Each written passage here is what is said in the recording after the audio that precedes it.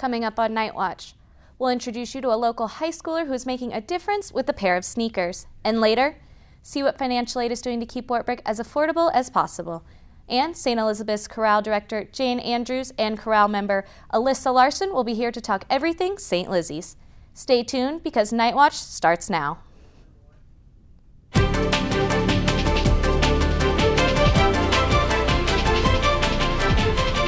Live from the Grant Price Studio in the McElroy Communication Arts Center with news that you need to know, this is Night Watch. And welcome to the studio. We have a great show for you tonight, but before we get started, let's take a look at what made headlines this past week with Night Watch news anchor Nathan Ford. Nathan? Thanks, Kelsey. Usually it's reserved for Santa Claus, but one Georgia teen attempted breaking into a house by sneaking through the chimney. Unfortunately for him, he got stuck. The 16-year-old was trapped inside for nearly 12 hours before being rescued. Rescuers threw down a rope and pulled out the teen in his socks. The homeowner returned to the house unaware of what had happened and was frightened when told about the situation. It is unclear whether or not the teen will face charges. Franklin, Indiana was the site of a damaging crash on Monday. According to local authorities, a school bus was stopped at a student's home when a semi-truck crashed into the back of it. Miraculously, no one was seriously injured, but several students and the bus driver were taken to the hospital. And as you can see, both vehicles received extensive damage. The truck's driver received a ticket for failure to yield. Welcome back to Night Watch. It's not every day that a high school student has the opportunity to save a life. WTV8's Ben Hoppenworth tells us about a Denver high school senior who is doing just that, one soul at a time. Sam Schumacher, a senior at Denver High School, had the idea to get involved with an organization called Souls for Souls while attending a leadership conference at Wartburg this summer. We had to pick a community service project to do, and we did some research and stuff, and I'm really interested in shoes. I'd heard about it before, so I looked more into it, and I decided I really liked it, and that's what I wanted to get into.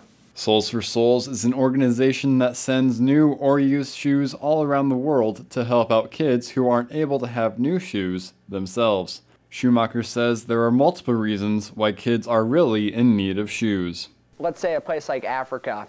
Many of the kids don't have shoes, so they're not allowed to go to school. Shoes also protect from many viruses and diseases. So having a pair of shoes could in turn save a life of a child. Souls for Souls uses volunteers like Sam to help collect shoes from all around the country.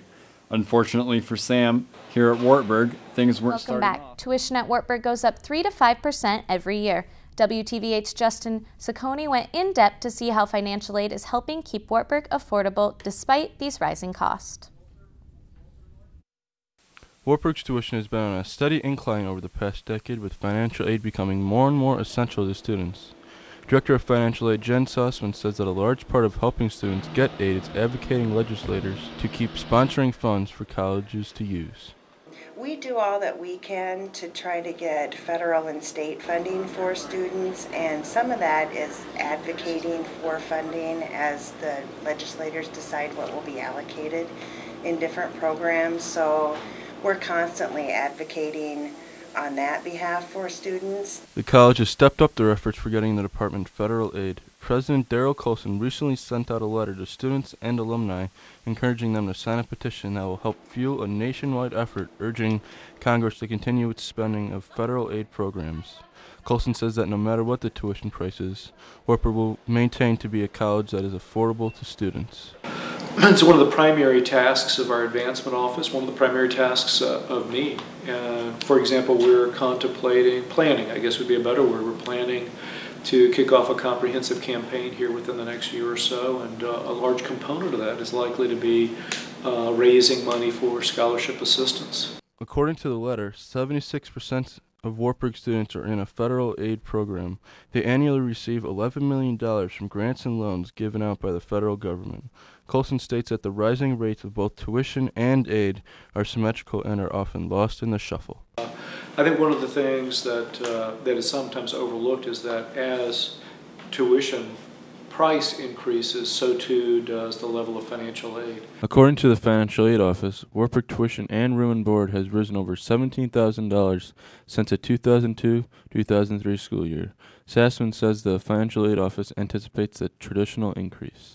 first-year students based on what we think is competitive in the market, and as well as enough aid that will sustain them with increases of costs for the next 3 years. In spite of the large amounts of aid Wartburg distributes to students every year, finding new ways to help them pay for school is a struggle that lights a continuous fire under the administration. We feel ourselves under pressure all the time to do what we can to make college as affordable as possible for undergraduate students and to figure out ways to support students in their efforts to come get educated. Reporting for WTV8 News, I'm Justin Zacconi. We're now joined here by Jen Sassman. Jen, in Justin's story, you were featured talking about how lobbying legislators continue funding for college students. How important is this, considering the recent talk of next financial crisis being college student debt? How important is this lobbying? I would say that lobbying by all of our constituents, students, faculty, staff, our alumni, is extremely important. We need to get the word out that students are concerned about the rising costs of tuition, and that the federal and state funding that those students receive is extremely important. The time of year when St. Lizzie's is in full swing. So here with me I have special guest Dr. Jane Andrews and chorale member Alyssa Larson. So first for you, Dr. Andrews, can you give me a little bit of the history about St. Elizabeth's, what the significance of being called St. Elizabeth's is? Or? Yes. St. Elizabeth, or Elizabeth, was betrothed to Ludwig, who was in the castle at Wartburg Castle. And she was betrothed, I think they said, when she was like 4 or something like that. And so she lived there in the Wartburg Castle, and then when she was older, then they married. And she had such a passion for taking care of the poor in around the serfs around the castle. And one of the things she did was she would take food in the folds of her robes, and she would hide it there, and then she would take it and give it to the poor. Well, she did this, you know, a lot, I guess. And finally, Ludwig found out about it and just did not like that at all. And so one of her miracles for like sainthood was she was leaving the castle, and she had supposedly, you know, had food or bread, you know, in the folds of her robe, and he stopped her and he says, "Show me, you know, open your robe." And she opened her robe, and instead of there being bread or whatever fall out, there were roses, rose petals. So that's a miracle of the roses, and that's one of the legends or whatever of St. Elizabeth. Oh, okay. And obviously with St. Lizzie's, with you guys stick to the tradition of serving others and doing the good deeds like she did. Since it's kind of wrapped up, how would you guys say it's gone? Or like the concerts you guys have done this week, have they been successful? And did you guys have a lot of attendance for them? Well, we did both church on Sunday, and then we did chapel on Wednesday, and you know, church was full because, you know, it was one of the scholarship weekends. Mm-hmm. So a lot of the kids that came and auditioned for, you know, all the choirs and everything were in church, and they were like, "Whoa, this is wonderful." And then on Wednesday, yesterday, I was going, what day is it?